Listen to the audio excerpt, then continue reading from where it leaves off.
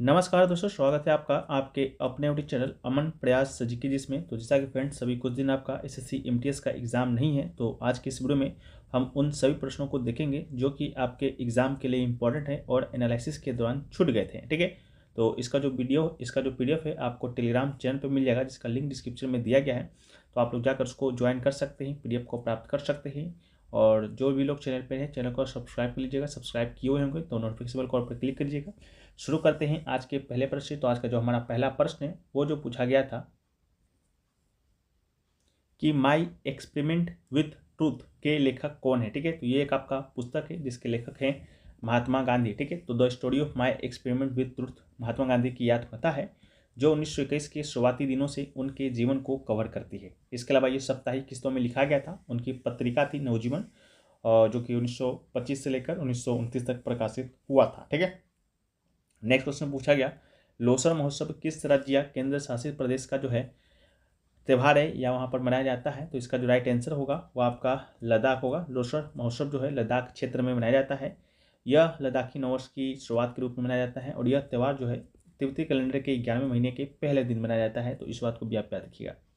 Next जो question पूछा गया कि भारतीय संविधान में अनुच्छेद जो 16 है वह आपका किससे संबंधित है। ठीक है, तो अनुच्छेद 16 की बात करते हैं तो यह आपका लोक नियोजन में अवसर की समानता से संबंधित है। ठीक है, तो भारतीय संविधान का अनुच्छेद 16 लोक नियोजन में अवसर की समानता से जुड़ा हुआ है। ये संविधान के भाग 3 में शामिल है।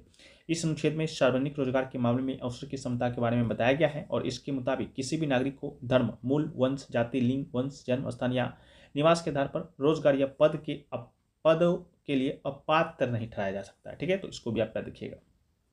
वीडियो में आगे बढ़ते हैं फ्रेंड्स, लेकिन उससे पहले बात कर लेते हैं, अगर आप किसी भी एग्जाम की तैयारी कर रहे हैं जहां पर आपकी स्टैटिक जीके से क्वेश्चन पूछा जाता है, तो उसके लिए जो है अभी तक के मार्केट में सबसे जो बेहतरीन पुस्तक है वो दोस्तों आपका अग्रवाल एग्जाम कार्ड पब्लिकेशन के द्वारा है। ठीक है, जो कि आपका स्टैटिक जीके के ही मद्देनजर रखते हुए पुस्तक को आपका लॉन्च किया गया है, जिसमें आपको लगभग सारे एग्जाम इसमें क्लियर हो जाते हैं। जीडी का हो या एसएससी का हो, डी ट्रिपल एस भी हो या रेलवे एग्जाम हो, पीसीएस एग्जाम हो, जहाँ भी स्टैटिक जीके से प्रश्न आते हैं वहाँ पर आपको ये पुस्तक काम आने वाला है। इस पुस्तक की बात करेंगे तो ये पुस्तक दोस्तों आप लोग यहाँ पर देख सकते हैं। प्राइस आपका मात्र 229 यानी कि 229 रुपये है। पेज आपका 217 रुपये है। इसके बाद अगर आप इस पुस्तक को लेते हैं और कूपन कोड APG10 डालते हैं, ठीक है, क्या डालते हैं, APG10 डालते हैं, तो आपको यहाँ पर एक्स्ट्रा आपको यहाँ पर छूट भी देखने को मिलेगा। ठीक है, इसका लिंक पुस्तक का डिस्क्रिप्शन में कमेंट सेक्शन में पिन किया हुआ रहेगा, तो आप लोग जाकर परचेस कर सकते हैं।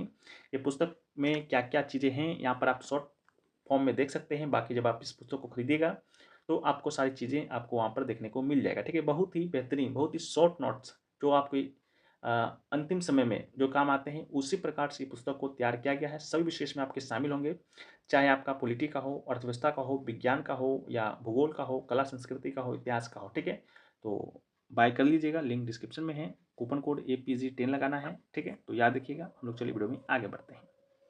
नेक्स्ट जो प्रश्न पूछा गया कि who is the current chairman of pension fund regulatory and development authority यानी कि PFRDA। ठीक है, PFRDA का आपसे करंट चेयरमैन पूछा गया था, जिसका राइट आंसर आपका डॉक्टर दीपक मोहंती आपका राइट आंसर होगा। Doctor Deepak Mohanty is the current chairman of pension fund regulatory and development authority. ठीक है, तो PFRDA का आप फुल फॉर्म भी याद रखिएगा। ठीक है, नेक्स्ट क्वेश्चन जो पूछा गया कि which one of the following is correct sequence of energy flow. ठीक है, तो जो आपका राइट आंसर है solar energy, primary producer, herbivores and carnivores. ठीक है, तो ये आपका क्या है, सही है। ठीक है, इसके अलावा जो है आपसे पूछा गया था कि इसके अलावा जो है primary producer use solar energy to produce food and herbivores eat primary foods and carnivores eat herbivores and decomposer break down dead organism and return their nutrients to the soil. ठीक है, next question पूछा गया कि who introduce market control policy. ठीक है, तो इसका right answer आपका अलाउद्दीन खिलजी होगा। अलाउद्दीन खिलजी की बात करते हैं तो 1296 AD से लेकर 1316 AD तक की आपका शासक था। He was the nephew and son in law Alauddin Khilji. Alauddin Khilji killed him and succeed the throne in 1296। ठीक है, he first conquer Gujarat then he captured Ranthambore, Chittor and Malwa. He was the first Turkish Sultan who separated religion from politics and Alauddin sustained the northwest frontier under his trusted commander Ghazi Malik। ठीक है, तो ये आपसे पूछा गया था। इसके अलावा जो नेक्स्ट क्वेश्चन पूछा गया कि what is the deficiency of RBC in blood, ठीक है। तो इसका राइट आंसर आपका एनीमिया होगा। खून में लाल रक्त कोशिकाओं यानी कहें तो आरबीसी की कमी को हम लोग क्या कहते हैं, एनीमिया कहते हैं। ये एक चिकित्सा स्थिति है जिसमें शरीर में ऑक्सीजन का स्तर जो है कम हो जाता है। एनीमिया के कई कारण हो सकते हैं, उसमें से कई प्रकार होते हैं। अगला है कि निम्नलिखित में से कौन भारत का सबसे बड़ा गुंबद है। तो इसका राइट आंसर आपका गोल गुंबज होगा। गोल गुंबज जो है भारत का सबसे बड़ा गोल गुंबद है और गोल गुंबज विजयपुरा का सबसे प्रसिद्ध जो आपका है स्मारक है। और यह मोहम्मद आदिल शाह जिसका शासनकाल 1627 से 1657 तक का था, उसका मकबरा है। यह अब तक का दूसरा सबसे बड़ा गुंबद है जो आकार में केवल रोम में सेंट पीटर की बेसिलिका के बाद है। यह स्मारक का एक विशेष आकर्षण केंद्रीय कक्ष है जहाँ हर ध्वनि 7 बार गूंजती है, ठीक है। तो इसको भी आप याद रखेंगे। इसके अलावा है नेक्स्ट क्वेश्चन कि Rewa ultra mega solar Bharat के किस राज्य में स्थित है। तो इसका राइट आंसर आपका मध्य प्रदेश होगा। रीवा अल्ट्रा सोलर भारत के मध्य प्रदेश के रीवा जिले की गुड तहसील में 1590 एकड़ के क्षेत्र में फैला एक ऑपरेशन ग्राउंड माउंटेड गिरदा से जुड़ा फोटोवोल्टिक सोलर पार्क है, ठीक है। तो इसको भी आप याद रखिएगा। इसके अलावा जो है नेक्स्ट क्वेश्चन पूछा गया कि आवर्त सारणी में सबसे अधिक विद्युत ऋणात्मक तत्व कौन सा है, ठीक है। तो इसका राइट आंसर आपका फ्लोरीन होगा। फ्लोरीन का परमाणु आकार बहुत छोटा होता है और इसका परमाणु आवेश बहुत अधिक है और यही कारण है कि यह आवर्त सारणी में सबसे अधिक विद्युत ऋणात्मक तत्व है और इसका विद्युत ऋणात्मकता की बात करेंगे तो मान 4 होता है।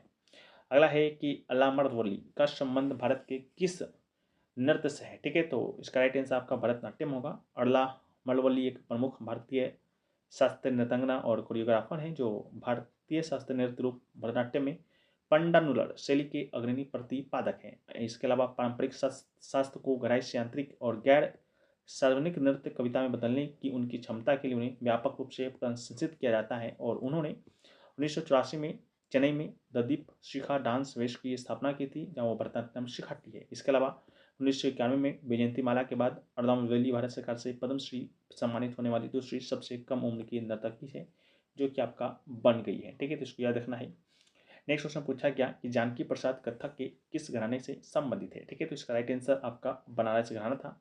जानकी प्रसाद कथक के बनारस घराना से जुड़े हुए हैं जो अपने जटिल फुटवर्क और सुंदर सुंदर चाल के लिए जो कि जाने जाता है, ठीक है। इसको याद रखना है। इसके अलावा इस घराने की उत्पत्ति उत्तर प्रदेश के वाराणसी शहर में हुआ और इसकी विशेषता लयकारी यानी लयबद्ध नाटक और तांडव मर्दाना लास्ट स्त्रीलिंग तत्व पर जोर देना है, ठीक है। तो इसको भी याद रखना है। अगला है कि अनफिनिश्ड जो है किस अभिनेत्री की आत्मकथा है। इसका राइट आंसर आपका प्रियंका चोपड़ा जोनस होगा। अनफिनिश्ड स्मरण जो है बॉलीवुड अभिनेत्री प्रियंका चोपड़ा की आत्मकथा है, ठीक है। उनके पति का नाम निक जोनस है इसलिए इनके टाइटल में भी है जो कि जोनस लिखा गया है, इसको भी याद रखना है। उनका ये पहला उपन्यास था, ठीक है। इसके अलावा नेक्स्ट क्वेश्चन पूछा गया कि मुख्यमंत्री सीखो कमाई योजना जो है किस राज्य की योजना है, ठीक है। तो मुख्यमंत्री सीखो कमाई योजना की बात करते हैं तो ये आपका मध्य प्रदेश राज्य की योजना है। तो मध्य प्रदेश आपका इसका राइट आंसर होगा। 22 अगस्त 2023 को उस समय के तत्कालीन जो मुख्यमंत्री थी शिवराज सिंह चौहान के द्वारा भोपाल में ही मुख्यमंत्री सीखो कमाई योजना की शुरुआत की गई थी। इस योजना के तहत युवाओं को काम सिखाने के बदले 8,000 से लेकर 10,000 रुपये वजीफा जो है आपका दिया जाता है और काम सीखने के बाद वो अपना खुद का रोजगार शुरू कर सकते हैं। साथ ही उद्योगों में नौकरी भी मिलती है, ठीक है। तो इसको याद रखना है। अगला है सितारा देवी निम्नलिखित में से किस नृत्य शैली से संबंधित है। तो इसका राइट आंसर आपका कथक होगा। कथक की उत्पत्ति ब्रजभूमि की रासलीला से हुई है जो उत्तर प्रदेश का एक पारंपरिक नृत्य है और कथक जो है कठिया के द्वारा किया जाता है जो हाव भाव और संगीत के साथ महाकाव्य के छंदों का पाठ करता है। इसके अलावा सितारा देवी कथक नृत्य से ही संबंधित है और रविन्द्रनाथ टैगोर के बारे में इनको मालूम होगा कि कथक इनको जो है क्या कहा था, क्वीन ऑफ कथक यानी कथक की रानी के रूप में इनको परिभाषित किया था, किसको, सितारा देवी को, ठीक है। अगला है कि निम्नलिखित में से कौन सा घर जो है कौन सा घर के बिना एकमात्र हड़प्पा शहर था। इसका राइट आंसर आपका चनहुतरो, ठीक है। चनहुतरो इसका आपका राइट आंसर है। चनहुतरो के हड़प्पा स्थल की खुदाई की बात करते हैं तो 1931 में एनजी मजुमदार के द्वारा जो है आपका किया गया था। इसके अलावा चनहुतरो जो है सिंधु नदी के तट के पास स्थित है और चनहुतरो वर्तमान में पाकिस्तान में मोहनजोदारो के पास है। इसके अलावा चनहुतरो जो है बिना घर वाला एकमात्र हड़प्पा शहर था। मोतियों का कारखाना यहाँ मिला है, मानवबली का साक्ष्य मिले हैं और चनहुतरो के पास कोई घर वाली संरचना नहीं है। अगला है कि कुचिपुड़ी नृत्य शैली के लिए किस गुरु को वर्ष 1998 में पद्म भूषण प्राप्त हुआ। तो इसका राइट आंसर गुरु वेम्पति चिन्ना सत्यम इसका राइट आंसर होगा, ठीक है। 1998 में इन्हें आपका कुचिपुड़ी नृत्य के लिए जो है पद्म भूषण जो है प्राप्त हुआ था। इसके अलावा अंटलाटा के मेयर ने चिन्नासत्यम के सम्मान में 3 नवंबर 1994 को कुचिपुड़ी नृत्य नाट्य दिवस जो है आपका घोषित किया है। इस बात को भी आप याद रखेंगे, ये भी आपके एग्जाम में पूछा गया है। ठीक है, नेक्स्ट क्वेश्चन जो पूछा गया कि सिक्किम का राज्यपाल कौन है। ठीक है, तो सिक्किम के राज्यपाल की बात करते हैं तो वर्तमान में ओम प्रकाश माथुर। ठीक है, ओम प्रकाश माथुर है। अभी हाल ही में सिक्किम के उच्च न्यायालय के मुख्य न्यायाधीश के द्वारा, जो कि विश्वनाथ सोमदर हैं, उनके द्वारा ही आपका सिक्किम में राजभवन पद और गोपनीयता की शपथ जो है आपका दिलाया गया था। अगला है कि रक्तपालता से संबंधित जो प्रश्न है आपके एग्जाम में देखने को मिला, क्या आया नहीं आया तो पता नहीं, लेकिन आपको आया था, तो आप लोग यहाँ पर देख सकते हैं रक्तपालता या एनीमिया क्या है। ठीक है, तो एक ऐसी स्थिति है जिसमें शरीर में स्वस्थ जो लाल रक्त कोशिकाएं जो है उसकी कमी हो जाती है। ठीक है, इसके अलावा किसके कारण हो सकता है, तो खराब आहार, आंतों के विकार, पुरानी बीमारी, संक्रमण, चोट या बीमारी से रक्त खोना, विटामिन B12 की कमी, क्रॉनिक किडनी रोग, हृदय का जैसी दीर्घकालिक बीमारियां एनीमिया का कारण हो सकती है। ठीक है, तो इसको भी याद रखना है। इसके अलावा रक्तपालता के लक्षण क्या क्या है। ठीक है, तो रक्तपालता के लक्षण की बात करते हैं तो थकान, कमजोरी, सीने में धड़कन, नाखून और पलकों का पीला पड़ना शामिल है। पता क्या चलता है, तो परीक्षण कराकर रक्तपालता का पता चलता है। और रक्त द्रव 12 से 16 ग्राम होना चाहिए और रक्तपालता में ये 12 ग्राम से कम हो जाता है। इसका इलाज क्या है, तो आप लोग देख सकते हैं। अगला है कि भारत के 16वें वित्त आयोग के अध्यक्ष कौन है, तो राइट आंसर आपके अरविंद पनगरिया हो जाएंगे। 16वें वित्त आयोग के अध्यक्ष आपके अरविंद पनगरिया हैं। और नीति आयोग के पूर्व उपाध्यक्ष रह चुके हैं और कोलंबो यूनिवर्सिटी में प्रोफेसर भी रह चुके हैं। ठीक है, तो ये नीति आयोग के क्या थे, पहले आपके ये अध्यक्ष थे। ठीक है, तो इसको भी याद रखना है। अगला जो क्वेश्चन पूछा गया कि भारतीय संविधान में कुल कितने अनुच्छेद हैं। ठीक है, अनुच्छेद की बात करेंगे तो राइट आंसर आपका 395 हो जाएगा। भारतीय संविधान में टोटल आपका 395 अनुच्छेद है। 26 नवंबर 1950 को जो है आपका भारत की संविधान सभा ने आपके भारतीय संविधान को अपनाया था। 26 जनवरी 1950 को यह लागू हुआ था और 25 भाग हैं, 12 अनुसूचियाँ हैं। ठीक है, 395 अनुच्छेद हैं। अगला जो है कि भारत में वैदिक काल में स्कूली शिक्षा प्रणाली का पहला रूप के रूप में किसे जाना जाता है, तो राइट आंसर आपका गुरुकुल होगा।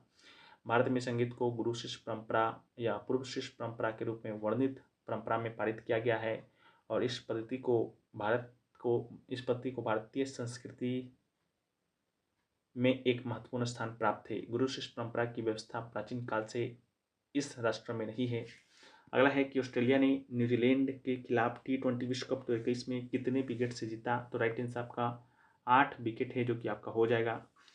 ऑस्ट्रेलिया ने न्यूजीलैंड को 8 विकेट से हराकर T20 विश्व कप जो है 2021 का खिताब अपने नाम किया था। यह मैच 14 जनवरी 2021 को दुबई में हुआ था और ऑस्ट्रेलिया ने 173 रनों का लक्ष्य जो है 18.5 ओवर में ही हासिल कर लिया था। ठीक है, तो इसको भी याद रखना है। अगला जो है कि दीपा नामक स्थानांतरित कृषि किस क्षेत्र में किया जाता है, तो इसका राइट आंसर आपका छत्तीसगढ़ होगा। स्थानांतरित कृषि को कर्तन दहन प्रणाली के नाम से जाना जाता है। इसे आदिम जाति के द्वारा प्रारंभ किया गया था।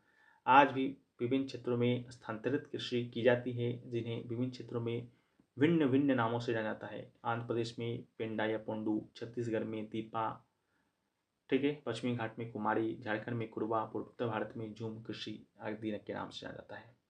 अगला है कि माइक्रो फाइनेंस का मुख्य उद्देश्य क्या है, तो माइक्रो फाइनेंस का मुख्य उद्देश्य गरीबी से लड़ना, वित्तीय समावेशन में सुधार करना, माइक्रो फाइनेंस के जरिए कम आय वाले लोगों और समूहों को वित्तीय सेवाएं दी जाती है जिनकी पहुंच पारंपरिक बैंकों तक नहीं होती है, और माइक्रो फाइनेंस के जरिए लोगों को आर्थिक स्वतंत्रता की संभावना मिलती है और उद्यमशीलता को बढ़ावा मिलता है। ठीक है, तो इसको याद रखना है। अगला है कि ध्यानचंद ने अपना पहला ओलंपिक मैच कब खेला था, तो इसका राइट आंसर आपका 1928 होगा। ध्यानचंद या मेजर ध्यानचंद की बात करते हैं तो पहला ओलंपिक आपका 1928 में इन्होंने खेला और इस मैच में भारत ने स्वर्ण पदक जो है आपका जीता था। और ध्यानचंद ने 1932 में, इसके बाद 1936 में भारत को ओलंपिक स्वर्ण पदक दिलाया था। इसी कारण ध्यानचंद को हॉकी का जादूगर कहा जाता है। अगला है दोआब एक क्षेत्र जो किस क्षेत्र में पाया जाता है, तो राइट आंसर आपका है दो नदियों के बीच। ठीक है, दोआब की बात करते हैं तो दो नदियों के बीच का क्षेत्र होता है। ये शब्द दो और आब यानी पानी शब्दों से मिलकर बना है। और दुनिया भर में कई दोआब हैं, जैसे कि गंगा यमुना दोआब, बिस्त दोआब, दजला और फरात का दोआब। ठीक है, तो इन सारों को भी आपको याद रखना पड़ेगा। इसके अलावा जो है नेक्स्ट क्वेश्चन पूछा गया, पारिस्थितिक आला क्या है। ठीक है, यानी पारिस्थितिकी आला क्या है। तो इसका राइट आंसर किसी प्रजाति के पर्यावरण में उसकी स्थिति और भूमिका को बताता है। ठीक है, तो पारिस्थितिकी आला यानी नीचे का मतलब है कि किसी पारिस्थितिक तंत्र में किसी प्रजाति की स्थिति और भूमिका या प्रजाति के बने रहने के लिए जरूरी परिस्थिति में की सीमाओं का वर्णन करता है। और पारिस्थितिकी आला में प्रजाति के पर्यावरण के जैविक और अजैविक कारकों के साथ उसकी सभी अंतःक्रियाएं शामिल होती है। अगला है कि वर्ष 1970 में बनी भारतीय महिला संस्था की पहली अध्यक्ष कौन थी। तो राइट आंसर आपका एनी बेसेंट हो जाएगा। यह भारतीय महिलाओं के उत्थान के विचार के साथ स्थापित किया गया। एनी बेसेंट भारतीय राष्ट्रीय कांग्रेस की पहली महिला अध्यक्ष थी। वह 1970 में कलकत्ता सत्र में भारतीय राष्ट्रीय कांग्रेस सत्र की अभी अध्यक्ष थी और अध्यक्षता करने वाली ये पहली महिला थी। और 1917 में लॉर्ड चैम्सफोर्ड भारत का वाइसराय था। अगला है कि डैश अधिनियम ब्रिटिश सरकार द्वारा कंपनी के प्रशासन में हस्तक्षेप करने का पहला प्रयास था। तो राइट आंसर आपका रेगुलेटिंग एक्ट 1773 है, जो कि आपका हो जाएगा। 1773 का विनियमन अधिनियम ब्रिटिश संसद के द्वारा बंगाल में प्रमुख रूप से ईस्ट इंडिया कंपनी के क्षेत्रों को नियंत्रित करने के लिए पारित किया गया था। अगला है हा फेस्टिवल कहाँ मनाया जाता है। तो हा फेस्टिवल की बात करते हैं तो ये आपका भूटान में मनाया जाता है, भूटान के पारो में भी। ठीक है, और यह गर्मियों का उत्सव है। इस त्यौहार में प्राचीन खेल, घर का बना खाना, कई गाने, नृत्य शामिल होते हैं। और इस त्यौहार में अक्सर घर में बनी आरा चावल की शराब भी पाई जाती है। अगला है कि कर्तव्य पथ कहाँ पर स्थित है। तो कर्तव्य पथ की बात करेंगे तो ये दिल्ली में है। दिल्ली में राष्ट्रपति भवन से इंडिया गेट तक है, जो कि आपका फैला हुआ है। और दिल्ली के सबसे ज़्यादा देखी जाने वाले पर्यटन स्थलों में से यह आपका एक है। 3 किलोमीटर लंबा है। 26 जनवरी को हर्ष गणतंत्र दिवस के अवसर पर यहाँ पर परेड होता है। और कर्तव्य पथ जो है सेंट्रल विशेषता पुनर्विकास परियोजना के तहत बनाया गया है। ठीक है, अगला है दीवान आला को क्या कहा जाता है। तो राइट आंसर आपका वजीर होगा। दीवान आला को वजीर भी कहा जाता है। वित्त विभाग का प्रधान होता है और राज्य के राजस्व और वित्त पर नियंत्रण रखता है। वजीर वेतन, सामानों का लेखा जोखा और अन्य मामलों को भी देखता है। अगला है कि 26वां संविधान संशोधन के द्वारा 11वां मौलिक कर्तव्य जो है कब जोड़ा गया। तो इसका राइट आंसर आपका 2002 होगा। 11वां मौलिक कर्तव्य 6 से 14 वर्ष की आयु के बीच बच्चों को शिक्षा के अवसर प्रदान करना है। और 6वें संविधान संशोधन अधिनियम 2002 के द्वारा ये कर्तव्य जोड़ा गया था। ठीक है, इसको भी याद रखना है। बाकी मौलिक कर्तव्य जो है 10 मौलिक कर्तव्य आपका पहले ही 1976 में ही जोड़ दिया गया था 42वां संविधान संशोधन के माध्यम से। ठीक है, तो इसको भी याद रखना है। इसके अलावा नेक्स्ट क्वेश्चन जो पूछा गया कि किसी भी देश में कितने केंद्रीय बैंक हो सकते हैं। ठीक है, तो किसी भी देश में केवल एक केंद्रीय बैंक हो सकता है और होता है। ठीक है, भारत में केंद्रीय बैंक का नाम भारतीय रिजर्व बैंक है। और आरबीआई देश के सभी बैंकों की गतिविधियों पर नजर रखता है और हर बैंक के लिए नियम कानून आता है। ठीक है, तो ये आपका राइट आंसर होगा। अगला है शेर शाह सूरी का मकबरा है, जो कि कहाँ पर स्थित है। ठीक है, तो शेर शाह सूरी की मकबरा की बात करेंगे तो इसका राइट आंसर आपका सासाराम होगा। शेर शाह सूरी बिहार का एक पठान था जिसने मुगल साम्राज्य को हराने के बाद सूर्य साम्राज्य की स्थापना है जो कि किया था। और उनकी याद में मीर मोहम्मद अलीवाल खान के द्वारा डिजाइन एक मकबरा सासाराम बिहार में बनाया गया था। और यह भारत इस्लामी वास्तुकला का एक उदाहरण है। ठीक है, नेक्स्ट क्वेश्चन जो पूछा गया कि निम्नलिखित में से कौन सी पुस्तक जो है मुल्क राज आनंद की है। ठीक है, तो ऑप्शन क्या दिया गया था उसका तो अनुमान है नहीं, फिर भी मुल्क राज आनंद के द्वारा लिखे गए पुस्तक Achhut, coolie, the village, across the black waters, the sword and sickle, the private life of an Indian prince, इसके अलावा Farsi painting, curries and other Indian dishes, the Hindu view of art and the Indian theatre, ये सभी आपका लिखा गया था।